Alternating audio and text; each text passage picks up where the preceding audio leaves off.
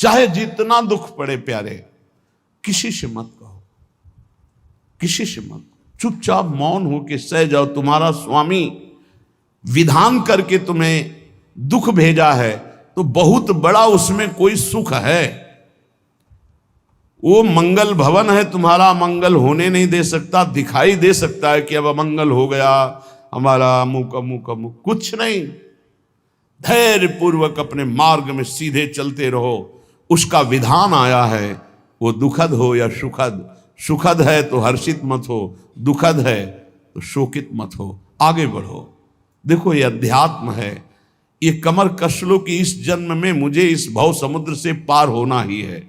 ये जो कमजोर दिल के होते हैं ना, अनुकूलता जहां मिली तो बोले जब से हमने भक्ति शुरू की सब काम चकाचक बन रहे। ये भक्ति का फल नहीं है, भूल मत करना। ये तुम्हारे सुकृत चल रहे हैं इसलिए है।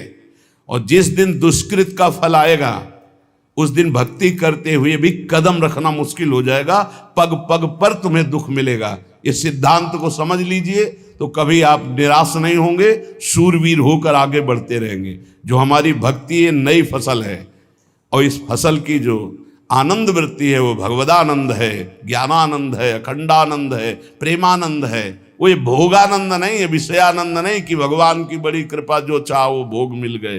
ये सुकृतों के फल है। ये सुकृत और दुष्कृत दोनों को यही नष्ट कर दो और निकल चलो भगवान की परम धाम में, जहां नित्य सेवा सुख का आनंद सहचर्या ले रही है।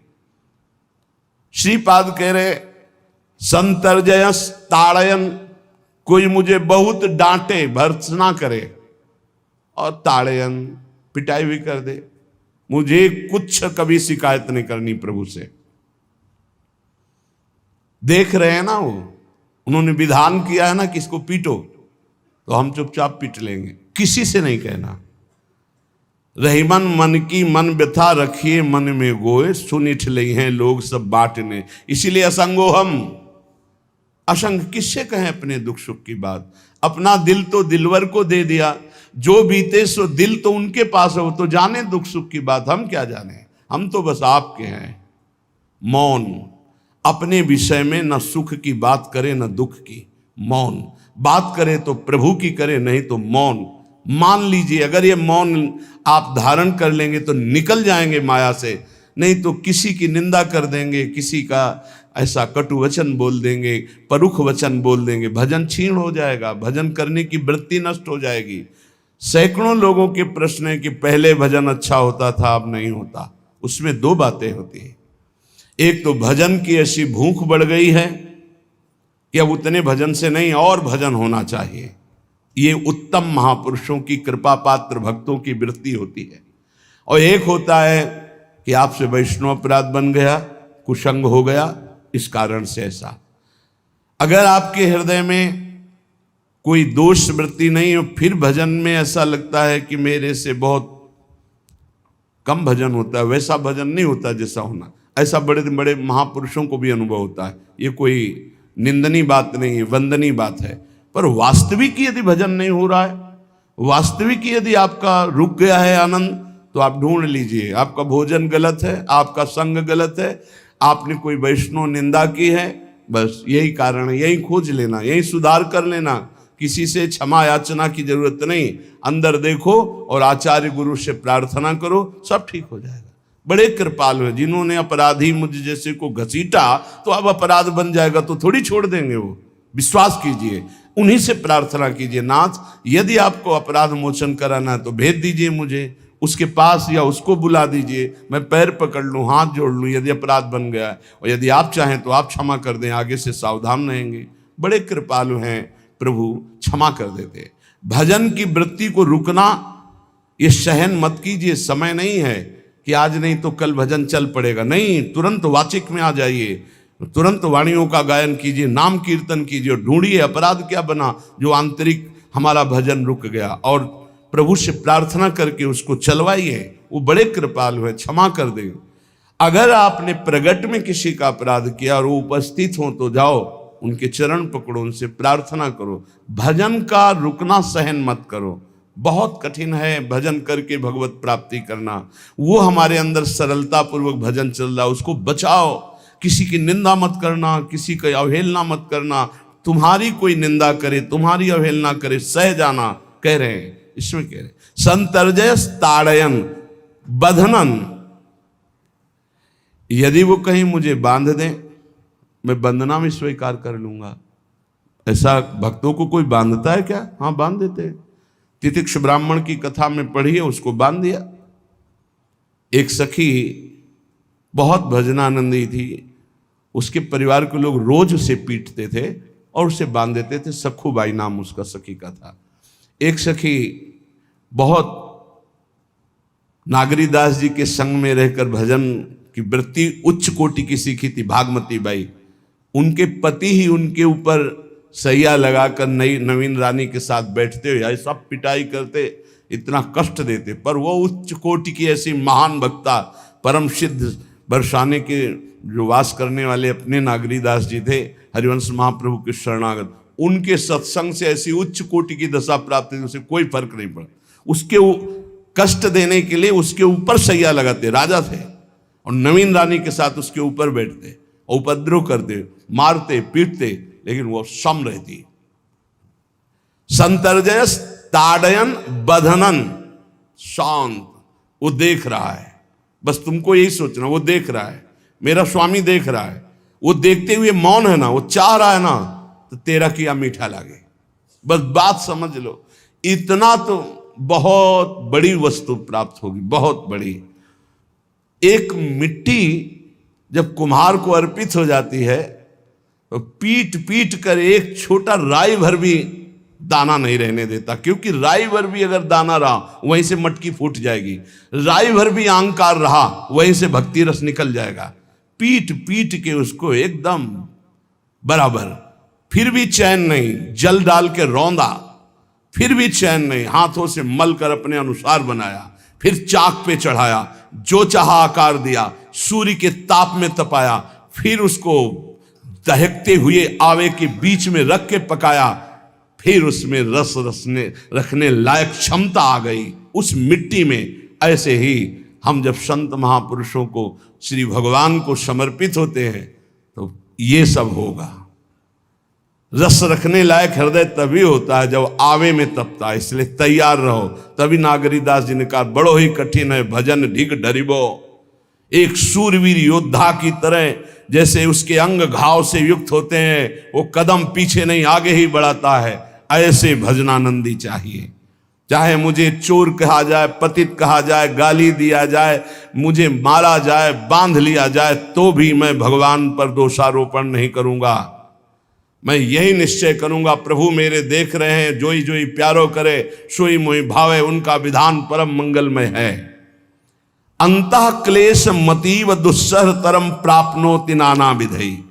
मुझे अंदर से भी बहुत पीड़ा दी जाए, काम पीड़ा, क्रोध पीड़ा, लोभ, बाहर से तो ये दिया जाए और अंदर से भी ये दिया जाए, तो भी हे प्रिया जो आपसे नहीं कहूंगा।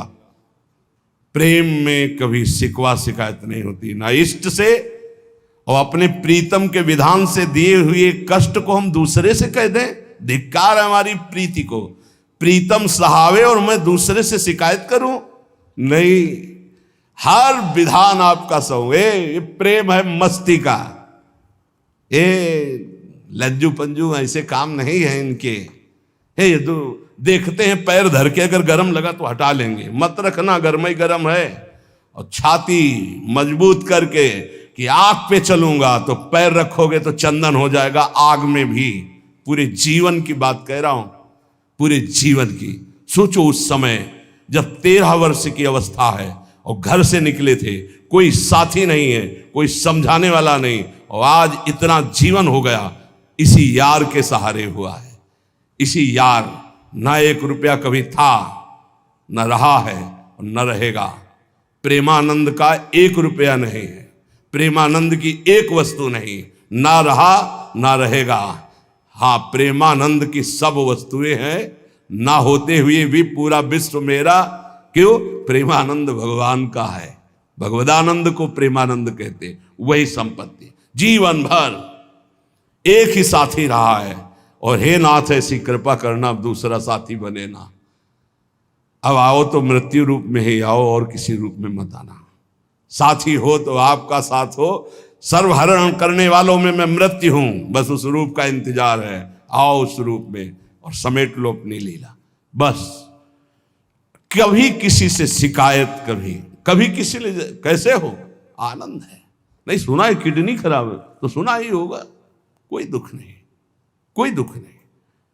वर्तमान दुख वर्तमान के आनंद से बहुत छोटा है, क्या दुख है, स्वामी के द्वारा दिया हो। ये आप हमारी प्रार्थना मान लीजिए, इस मार्ग में चलने पर जो दुख मिले कभी किसी से कहना नहीं तो प्रीति में कलंक लग जाएगा, वो तुम्हें प्रभु से हटा देगा। नहीं, रहीमन मन की मन व्यथा रखिए मन में गोए, सुनिठ लई है लोग सब बाट न लिए। ये भगवत मार्ग शूरवीरों का मार्ग। कभी अपनी आंतर व्यथा को किसी से मत कहो। जीवन में अगर कोई हमें कष्ट दे रहा है तो हमारा कर्म है, ना कि कोई व्यक्ति। ये बिल्कुल सिद्धांत चर्चा समझ लो। वही व्यक्ति जो मुझे द्वेष करता, वही व्यक्ति जो मुझे कष्ट और दंड देता, वही व्यक्ति प्रणाम करके छाती से लगाकर आंसुओं की धारा से अभिषिक्त किया, तो वो व्यक्ति था या कर्म? जब कर्म भोग हो गया तो वही हृदय से लगा के अश्रुधारा से क्षमा कीजिए, बहुत ऐसा नहीं, आप तो बड़ी कृपा की। व्यक्ति कभी कष्ट नहीं देता, मेरा कर्म उसके ऊपर सवार होकर मुझे दंड देता, इसलिए मैं किससे कहूं? अपनी जबान से दांत कट जाए तो किससे कहूं? ये जो दांत, इससे जबान हमारी पीड़ा को किससे कहूं? अपने हाथ से चोट लग जाए किसको कहूं? ऐसे सब आत्मस्वरूप हैं, हमारा कर्म ही उनके ऊपर सवार होकर हमें दंड दे रहा है। इसलिए भाई, श्रीपाद का सिद्धांत जो कह रहे कि अगर भगवत प्रेम प्राप्त करना है तो मुंह बंद। 22 बाजार में कोड़े मारे गए, एक बार भी श्री कृष्ण से नहीं कहा। पूज्य भाई जी महाराज के जीवन कष्टमय है, कभी श्री कृष्ण से नहीं। बाबा नहीं सह पाए, बाबा ने श्री कृष्ण से कहा, श्री कृष्ण चंद्रजू से, ये क्या है, इतना कष्ट क्यों दे रहे हो उनके शरीर को? तो मुस्कुरा दिए, बोले मैं नहीं दे रहा हूं, ये तुम्हारे कर्म का फल भाई जी भोग रहे हैं। ऐसा? बोले हाँ। सीधे अस्पताल गए, भाई जी से कहा, ये आप हमारा प्रारब्ध क्यों भोग रहे हैं? तो कहा, आज ये कौन सा खेल रच रहे हो बाबा, क्या बात कर रहे हो? जीव का अपना कर्म भोगना होता है, किसी और का निजकृत कर्म भोग? तो उनका, आप हमको बहका नहीं सकते, हमें परम तत्व से पता चला है कि आप हमारे कर्म। तब हंस दिए भाई जी और बोले, देखो हमें कोई फर्क नहीं पड़ता, आपको फर्क पड़ जाता। आप चढ़ो, जिस साधना की चढ़ाई पर चढ़ रहे हो चढ़ो, मंगलमय श्री कृष्ण तुम्हारी यात्रा को पूर्ण करें। हम तो अस्पताल में पड़े पड़े प्रिया प्रीतम के साथ खेल रहे हैं, कोई फर्क नहीं पड़ रहा। ये बड़े महापुरुषों ने अपने कष्ट की तो बात जाने दो, दूसरों के कष्टों को लेकर भोगाए। हम जरा सा कष्ट आ जाए तो बोले हमारी अंदर श्रद्धा थी अब खत्म हो रही क्योंकि कष्ट आने लगा। उसमें भगवान का क्या दोष है? वो तो बड़े कृपालु हैं कि ऐसे पापात्मा होने पर भी मुझे महात्माओं का संग दिया, धाम का वास दे रहे, नाम जपवा रहे। अब हमारे पूर्व प्रारब्ध हमें कष्ट दे रहे हैं, इस समय भी वो हमें दुलार कर रहे हैं। जीव समझता नहीं, केवल दोषारोपण भगवान और भगवत मार्ग पर कर देता है। इसलिए उपासक को अंतः क्लेश मति व दुस्सहतरम, ये जो आप काम क्रोध से जल रहे हो ना, ये तपस्या है, इसका बहुत बड़ा लाभ मिलेगा। और अगर भोग रहे हो ना, गिर रहे हो, पतित हो रहे हो, तो वो सुख नहीं, वो शांति नहीं, वो विश्राम नहीं। एक बात ध्यान रखना, इस शब्द को याद रखना। ऐसे रहने पर भी हमारे द्वारा जो भी, वो हमारे स्वामी ऐसे लेते हैं, जन अवगुण प्रभु मान न काऊ, दीन बंधु अति मृदुल स्वभाव। कल शाम के पूज्य परमहंस राम मंगल दास जी की वाणी का चिंतन हो रहा था, उसमें कह रहे कि जो 30 मिनट भगवान नाम कीर्तन कर लेता, मेरी बात पर विश्वास रखना हो, उसको भगवत प्राप्ति होगी।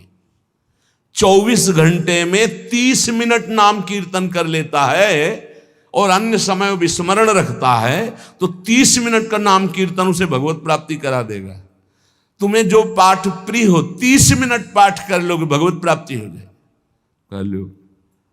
और बहुत पहुंचे हुए महापुरुष जिनके चरणों में अपार श्रद्धा है, आप लोग तो रात दिन लगे आपको भगवत प्राप्ति नहीं होगी। चूक हो जाएगी तो जन अवगुण प्रभु मान न काऊ, दीन बंधुवती मृदुल स्वभाव। अग्नि की ज्वाला के समीप रुई का पहाड़ कितनी देर टिकेगा, कितनी देर टिकेगा, उसके ताप में झुलस जाएगा। ये अग्नि की ज्वाला है भगवान नाम कीर्तन, भगवत यश गुणगान। तो जैसे किसी को लगे कि वो नाम जब भी करता है वो रुचि पूर्वक पाप करता है, असंभव। नाम जापक रुचि पूर्वक पाप कर ही नहीं सकता, उसका हृदय जलेगा पक्का। आप जप करके देख लीजिए, आप जप कीजिए नाम और फिर आपसे पाप जब बनेगा तो आप फिर हालत अपनी देख लीजिएगा, बार बार हृदय जलेगा, नहीं नहीं नहीं। एक दिन वो नहीं सिद्ध हो जाएगा और आप निर्विकार हो जाएंगे। इसलिए अंतः क्लेश, अगर बुद्धि मति वो अति अंदर क्लेश आ रहा है, कभी काम आ रहा है, कभी क्रोध आ रहा है, कभी लोभ आ रहा है, कभी मोह आ रहा है, ये आता रहेगा जब तक भगवत साक्षात्कार नहीं होगा। ऐसा मत समझो कि 2-4 महीने जप करेंगे तो हम सिद्ध हो जाएंगे, ये आता रहेगा। ये बहुत भागवतिक शक्ति से संपन्न है विकार, कोई साधारण नहीं है कि तुम माला जपोगे वो नहीं आएगा, माला जपते समय ही आएगा वो। ये भागवतिक शक्ति से संपन्न, काम क्रोध लोभ मोह तब त्रिभुवन को परास्त कर रहे हैं। ये भगवान के पावर से शक्तिमान है। तुम्हारा अहंकार जब गलित हो जाएगा तो इनका आना ही बंद हो जाएगा। जब तक अहंकार रहेगा तब तक ये आते रहेंगे। तो जो तुम्हारे अंदर जलन हो रही, मत कहो किसी से, सह जाओ, यही तपस्या हो जाएगी, यही भगवान की प्राप्ति का हेतु हो जाएगा। प्रभु के लिए थोड़ा कष्ट सहकर आप आगे बढ़कर देखिए वो कितना आपको प्यार देते हैं। यही कष्ट सहना है, आंतरिक विकारों को सहना, बाहरी प्रहारों को सहना, कभी किसी से ना कहना, ये भक्तों का स्वभाव। मौन, इसीलिए वाणी से मौन, कुछ ना बोलना। हमने एक संत भगवान को देखा, 22-23 वर्ष पहले वृंदावन में कच्चा मार्ग था, एक बोरा रखते थे ऐसे, पागलों जैसा भेष था। तो जब रात्रि के 11 बजे वापस यमुना किनारे से प्रसाद पाके यमुना किनारे गए, यमुना किनारे से जब लौटते थे तो उनको देखते थे अकेले वो बैठे रहते थे। उनकी मुद्रा देख के लगता था भगवदानंद में डूबे हुए हैं। नजदीक बैठे, बोरा उठाया, चल दिया। अम्मी पीछा छोड़ने वाले थे नहीं, पीछे तो उनका क्या बात है, क्यों पीछे हो? अब संत वेश हमारा भी तो मर्यादा से ही बोलेंगे। वो कुछ नहीं, केवल जानना चाहते हैं आपको। तो कालीदय की इधर एक तमाल का पेड़, जो श्वेत रंग का एक वृक्ष है, उसका मुझे नाम नहीं याद आ रहा, गूलर जैसा, और वो तमाल में लिपटा हो, अब भी है, दाहिनी तरफ है। ये जो खाली जगह पड़ी ऊंची, जो अपने दाहिनी तरफ बर्फ फैक्ट्री के आगे जाते हैं, उसी के नीचे बैठ गए। तो हमने पूछा, आपकी स्थिति देखकर मुझे लगता है आप हर समय भगवदानंद में डूबे रहते हैं। बोले जब लगता है तो प्रश्न क्यों करते हो? हम कहा आपकी वेशभूषा देखकर। तो बोले जगत से बचने के लिए ये वेशभूषा है। एक बोरा ऐसे जैसे कोई बीनने वाले होते हैं, कबाड़ बीनने वाले, ऐसे बोरा ऐसे रखे थे, गमछा लगाए हुए थे, पूरा शरीर खुला, कोई साधु का वेश नहीं, कोई चिन्ह नहीं, और उनकी स्थिति भगवदानंद में थी। उनका ये किसके उपदेश, किस मार्ग के उपदेश, किस इष्ट की आराधना से आपको ऐसी स्थिति प्राप्त हुई?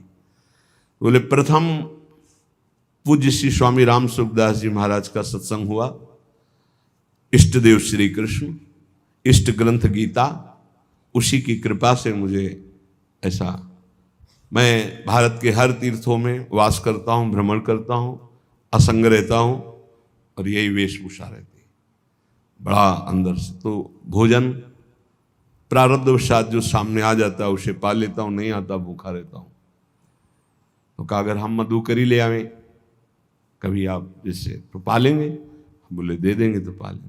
दूसरे दिन मधुकरी लेकर तो रोज हमारी उनके चरणों में श्रद्धा, क्योंकि उनका रहना और चिंतन दोनों रहनी और चिंतन बड़ी प्रशंसनीय। जो वीतराग परमहंस हो गया अक्षर सा वैसे, कुछ पास नहीं, केवल बोरा, वो नाटक के लिए बोरा कि कोई समझे कबाड़ बिनने वाला, और एक गमछा ऐसे रंग बिरंगा, बस कुछ नहीं, कोई भागवतिक चिन्ह नहीं। एक दिन देखा वो पड़े मक्खियां भिन भिना रही, तो नजदीक गए, क्या होगा? कहा चुप जाओ। इनका बोलिए ना। तो बोले वमन और शौच दोनों हो रही है, शरीर बिगड़ गया है। तो हम कहा औषधि के लिए हम व्यवस्था, बोले इसीलिए कह रहा हूँ आप बच जाइए। तो हम कहा हमें बता तो दीजिए क्यों नहीं? तो बोले आया हुआ प्रारब्ध है, इसको हंस के भोगना है। ऐसे कोने में साइड में ऐसे पेड़ के किनारे पड़े, 2-4-10 दिन जो भी व्यवस्था उनकी बनी, फिर वो हमको दर्शन नहीं मिले, अन्य तीर्थों में चले गए होंगे। ऐसा महापुरुष, क्या हम अपने शरीर को इतना प्यार करें कि भगवान से श्रद्धा हो जाए, भक्ति मार्ग में हम लड़खड़ा जाएं, फिर सत्संगी किस बात का? ये पक्का समझ लीजिए, ये जो भगवत मार्ग है ये शूरवीरता का मार्ग है, सहन करने का मार्ग है।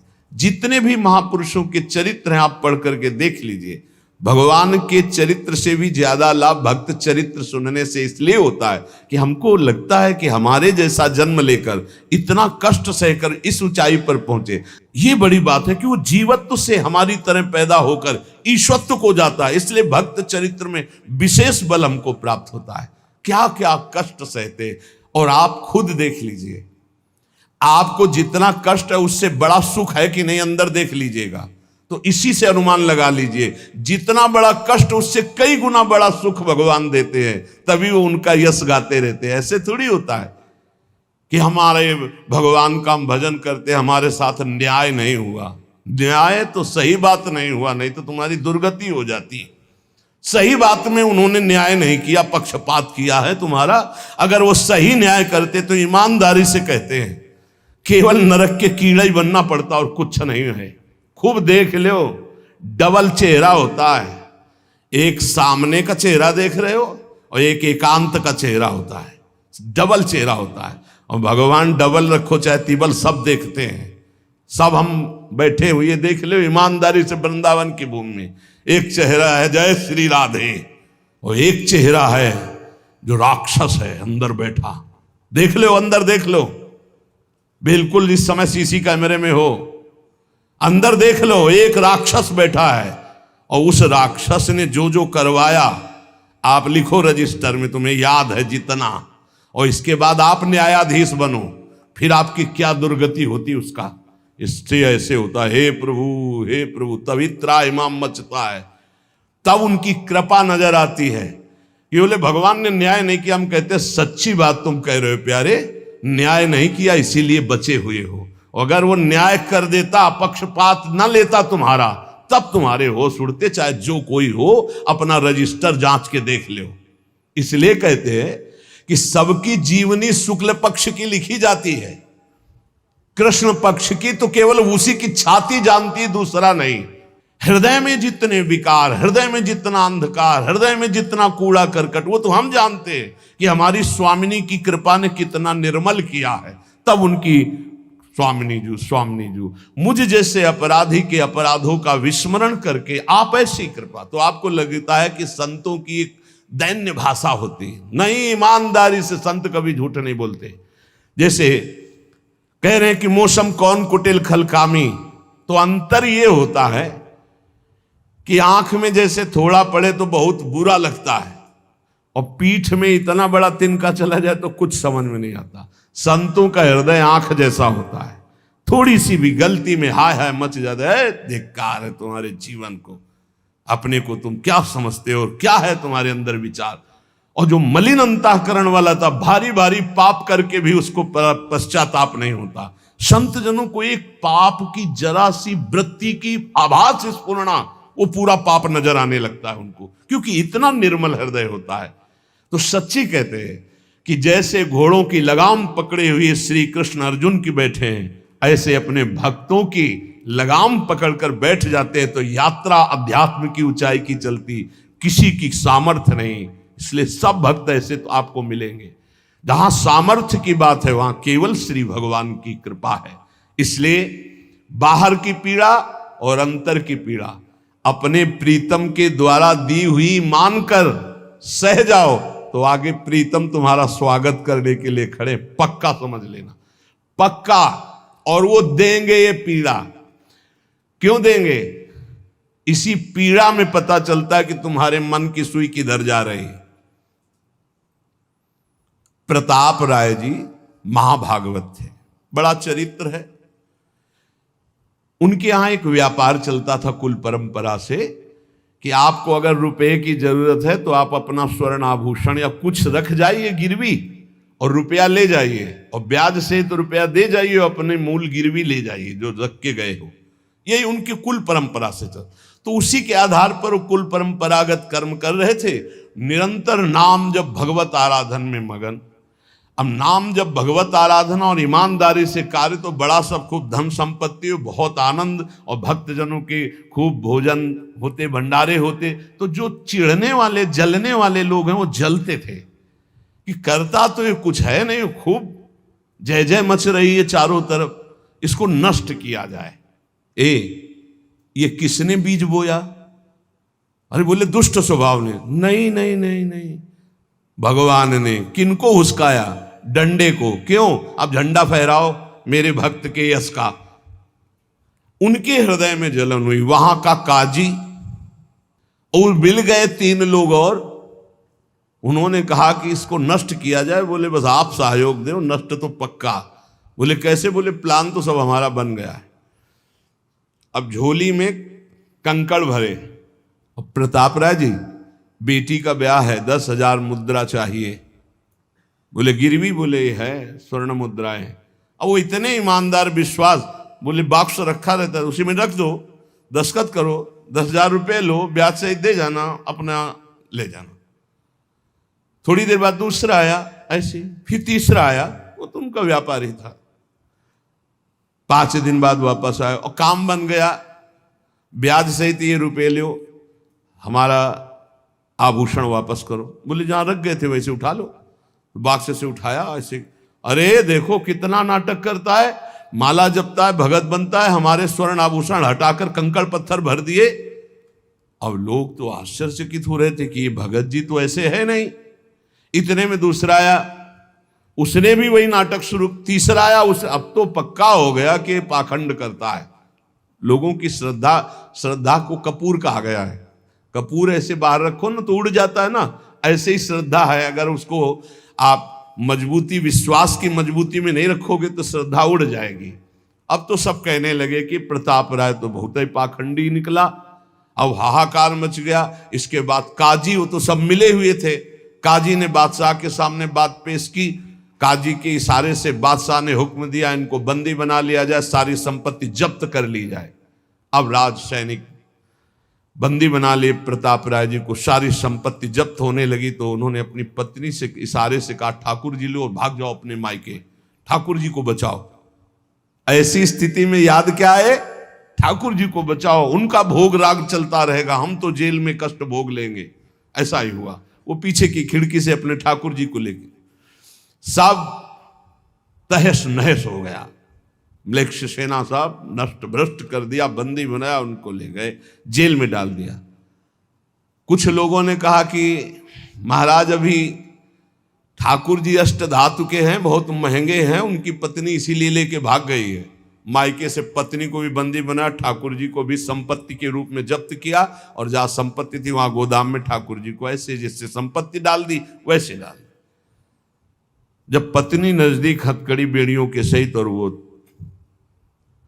तब एकांत जब हुए तो उनका प्रभु आज तक मैंने कभी आपसे मांगा नहीं और कोई शिकायत नहीं की, बस एक कष्ट है इस समय कि आपको गोदाम में डाल दिया गया है। हम प्राणों से अधिक आपको प्यार करते हैं और आपको भोग नहीं लगेगा, आपकी सेवा नहीं होगी, ये हम बर्दाश्त नहीं करेंगे। प्रभु कुछ उपाय करो जिससे आपकी सेवा, अगर हमें ये पता भी चल जाएगा कि आपको भोग लग रहा है तो आजीवन हम पति पत्नी को जेल में रखो, मुझे कोई कष्ट नहीं।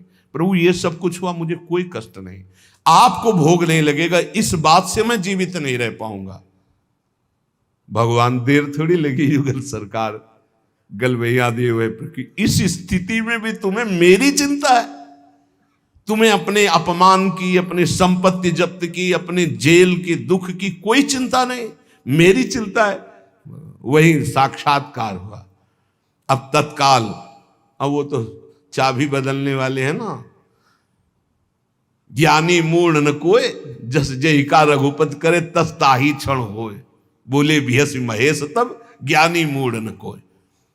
उस वहां का जमींदार जो था, उसने कहा ऐसा हो ही नहीं सकता, यह सब गलत है, पाखंड रचा गया है प्रताप राय जी के प्रति। बादशाह के सामने विरोध प्रकट कर दिया, नहीं, सही जानकारी जांच हो। बादशाह ने उन तीनों को बुलाया और कहा फांसी पे चढ़ा देंगे यदि सही नहीं बोलोगे। सही सही बोल दिया कि उसमें हम सोना तो रखा ही नहीं था, कंकड़ रखे थे। काजी की ये सब बात थी। काजी को दंड दिया गया, तीनों को बंदी बना लिया गया, प्रताप राय जी को पूरा नुकसान सहित सब अर्थ दिया गया और बड़ा सम्मान किया गया। फिर जीवन, ये घटनाएं भक्तों के जीवन में आती है किस लिए? भगवत साक्षात्कार कराने। भगवत साक्षात्कार जेल में प्रताप राय और उनकी पत्नी को हुआ।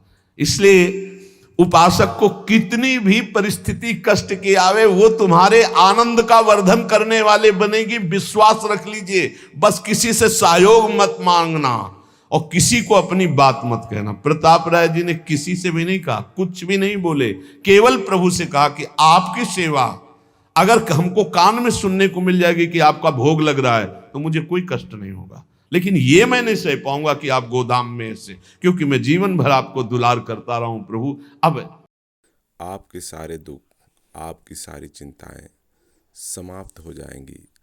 बस भगवान पर भरोसा बनाए रखें। जय श्री कृष्ण। राधे राधे।